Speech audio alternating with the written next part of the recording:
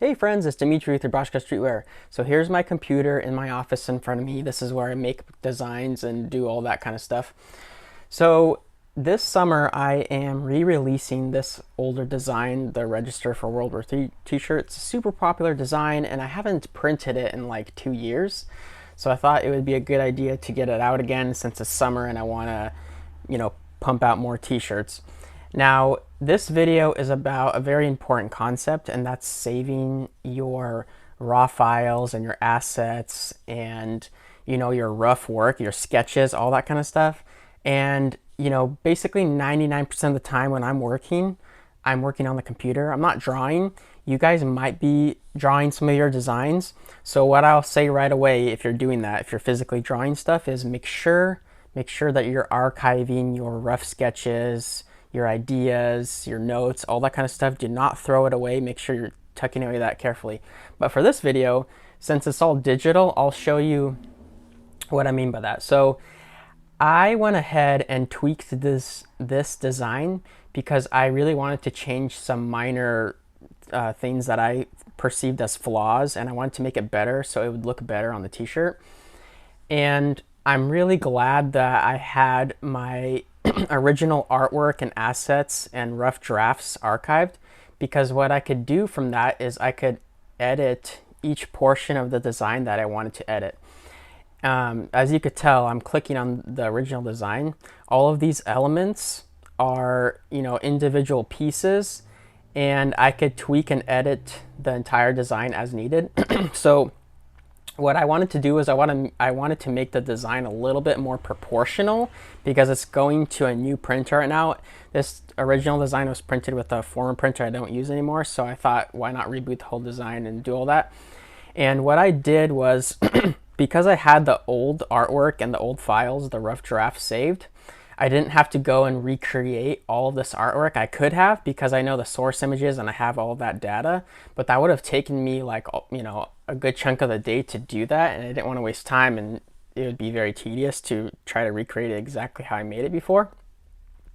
So because I had these editable layers, I was able to tweak the new design. So for instance, this Register for World War III, like the typeface and all that, it's a little bit tweaked.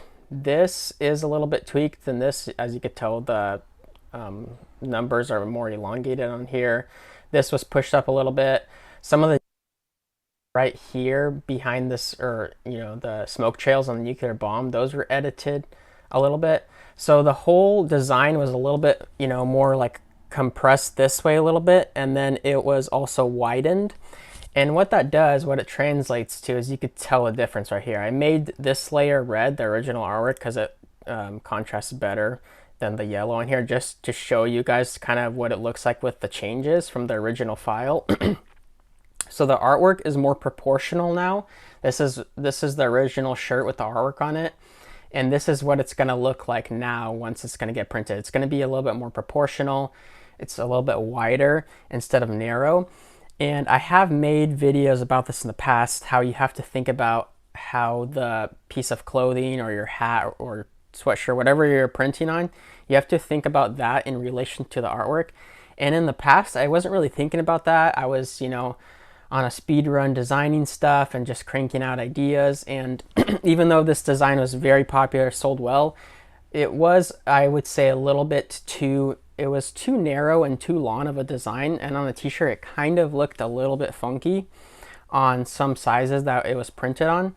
And what I did right here is I put this little green box around here to show you guys kind of an ideal size for a design. You kind of want it to fill in a good chunk of the t-shirt for many designs. Of course, this does not go for every design. There's other designs that I've made that have different sizes for different reasons.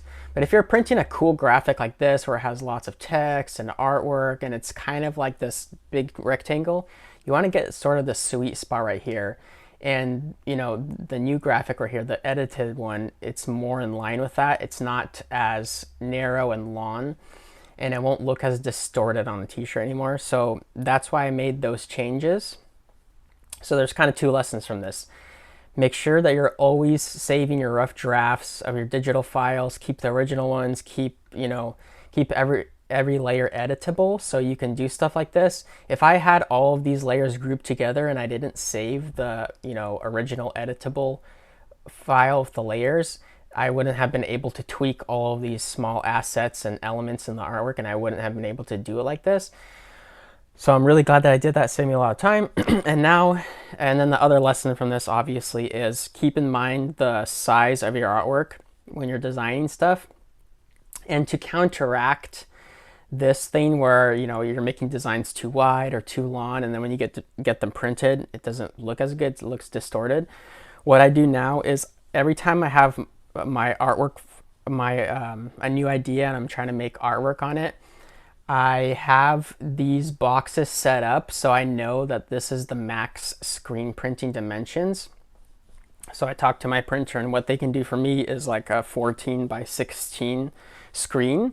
So I set the artwork file to that, and as I'm designing, I'm aware that it should fit within these bounds, and it looks more proportional to the t-shirt, the artwork. So yeah, that's just something I'm working on this summer, and a lesson for you guys. If you got any value of this video, or if you have any comments or questions, you can leave them down in the comment section below, and I'll catch you guys later. Thanks.